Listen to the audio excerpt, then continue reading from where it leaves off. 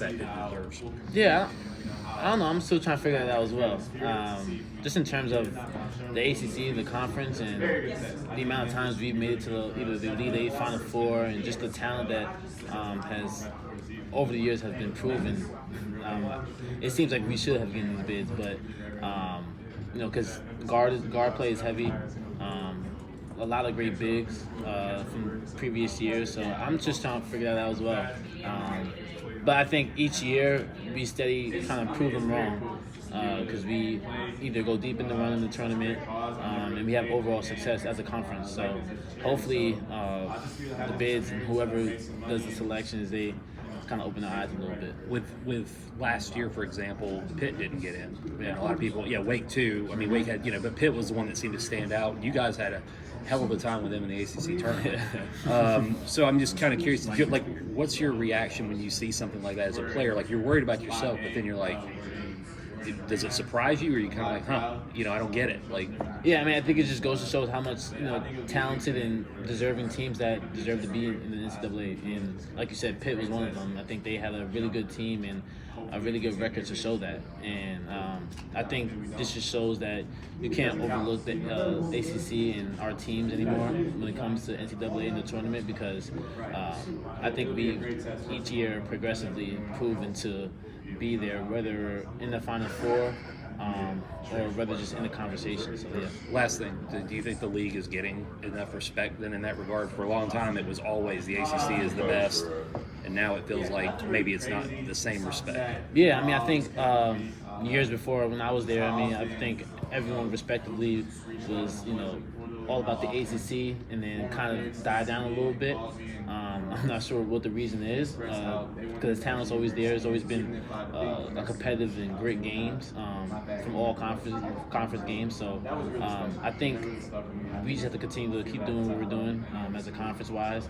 And I think people will start to notice a little bit more. RJ, when did you make the decision to come back? Was it after Alabama? Was it before that? I mean, what went into that process, and when did you make the decision? Yeah, it wasn't definitely not right after Alabama. I took a lot of time off to kind of just think and kind of just sit with my thoughts and emotions just from right after Alabama all the way to the end of the month. Kind of just make sure I was making the best decision that was made for me. It was a hard decision to be made just because of the team we had, the year I had, and just the ultimate goal that I want to play at the next level. So it was definitely a lot of mixed emotions and thoughts, but it took me to, I want to say, just around the deadline area to figure out if I wanted to come back or not. What was the determining factor, and did you talk to Mondo about what he did and how it may have influenced you?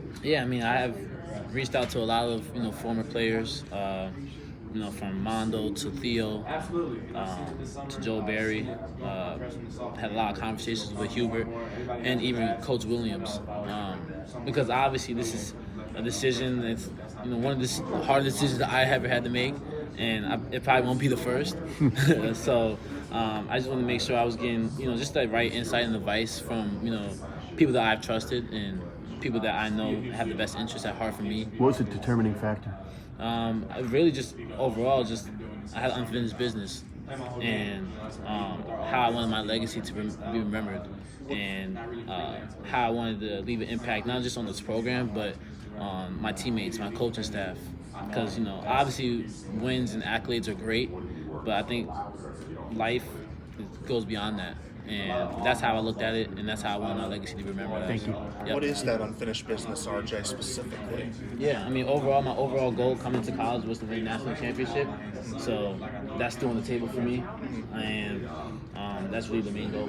Awesome. So did you talk to Caleb Love, who also, your former teammate, who also decided to come back? Did you guys talk over the offseason about coming back into college? Both of y'all's unfinished business. Do y'all still communicate? We didn't talk about coming back to college. I think we both had obviously a decision to be made, but we both did exchange texts just after our games, after he played Clemson, after I played Alabama. and kind of just in regards to just making sure that we're uplifted and support each other, even though we're at different schools. And that was like a heartfelt message for both of us, obviously because it wasn't the way we predicted things to go, just in terms of how talented we are and how much work had to be put into our game. So we definitely reached out to one another just to make sure we were both good, and that just shows how much of a brotherhood that goes beyond that. Outside of winning the chip, I mean, what else is on your agenda to accomplish this season? Yeah, obviously just the main goal for me is obviously the chip, but to lead these young guys, to take on that leadership role, to embrace that.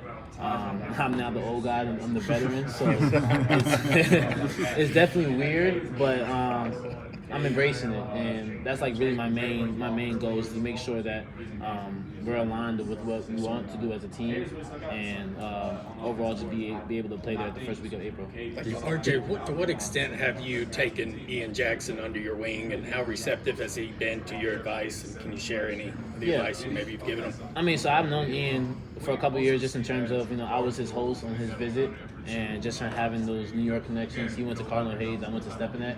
And so and like my little brother's Boogie Flan, so I had connections to him before he got onto campus, but really just kind of taking him under my wing. I know how talented he is. I know how great he could really be, not only for himself but for this team. And really just showing him the way, making sure his mental's good, because as a freshman you're always going to have your ups and downs. This is how it goes. I've had it because I didn't have nobody my freshman year coming into. I was kind of just throwing the fire and figure it out. So kind of just be that mentor for him, just to make sure that he's doing the things that he's needed to do, and just kind of just take everything as a professional. That's like the main thing for him, because he's going to be really good for us. Did you ever put in for draft consideration or like get feedback from the NBA about what your prospects were? Yeah, so I did the little Like advisory the thing? advisor thing, Okay. but I didn't do any draft workouts or any I didn't go through the draft work of the draft process. Okay. Obviously, that was a hard decision for me to be made in kind of just terms of like being right there. Right. But in my mind is I wanted to be either all in or not. I didn't want to have one foot in, one foot out. Right, okay. So that was like my mindset of going into the offseason, how I wanted to approach the whole draft process and whatnot. Yeah. Had you done that in previous off seasons? Yeah. Put in for the advisory stuff? Yeah, Okay. so I put in for advisory stuff and got the feedback that was needed Okay. for me to be able to make my decision. Can you talk about legacy? I'm sorry. Did I No, cut you no, off? no. Is part of that scoring more points than anybody's ever scored at this school before? Because that's on the table. Yeah. If you have a season this year like you did last year, you might pass Hansbrough. Yeah, and I think just putting that to perspective is kind of wild to me, just because in terms of like, Hansbrough did that in 4 years. Yeah. He was an animal. Yeah. So, but I'm not really, having on my mind of, I have to score this amount of points to beat the school record, to beat the scoring record. It's really just about my legacy in terms of impacting this team, impacting this community, and kind of just winning. I think winning creates that impact, winning creates that legacy, and that's really overall the goal for me. Obviously, if I break the record, I'll be tears of joy, happy. Sure. But no, I'm not having that heavy in my heart, heavy in my mind that I have to go out there and repeat last year. I think if I do that, that just creates unnecessary pressure. And it's my 5th year, it's my last year, so just going out there, have fun, just hoop like I know how to. Could have a situation where Armando has the all-time rebounding record and you have the all-time scoring record. Yeah, that would be crazy. Just because, just being with Mondo for the past 4 years and going through ups and downs and our hardship battles that we had, and for him to be the all-time rebounding and for me to be the all-time scorer, that would be just crazy. And I think that's just shows like how much we've meant to this program and how much hard sweat and tears we put into it. It wouldn't just be Carolina's all-time leading scorer; it would be the ACC's all-time. Oh, really? I wasn't going to mention that part. Because Tyler is the ACC's career scoring. I never knew that. So if you That's get the one, you get the other. Yeah. That's mind blowing to me. So, I was like, it's crazy because I never really would have thought, me coming into my freshman year, that I would even be in this position to even be put into that perspective, to be in this position or situation to break a scoring record. I did it in high school, but college is a lot harder. So I'm just grateful for the opportunity and just grateful for the years and the work ethic I put into to put myself in this position. When you talk, RJ, you're talking about trying not to feel like you have to one up yourself from last year in terms of the individual stuff. Yeah. I mean, is that a real thought that you're having as you're trying to get ready? Because last year obviously was, as Hubert said, historic. I Yeah. mean, it was wild. Yeah, it was. I mean, is that something that you're trying to tell yourself, like, I don't have to score 21 points a game or whatever? Oh, I'm not saying I don't have to score. Okay, right. I think score is my forte, but Right.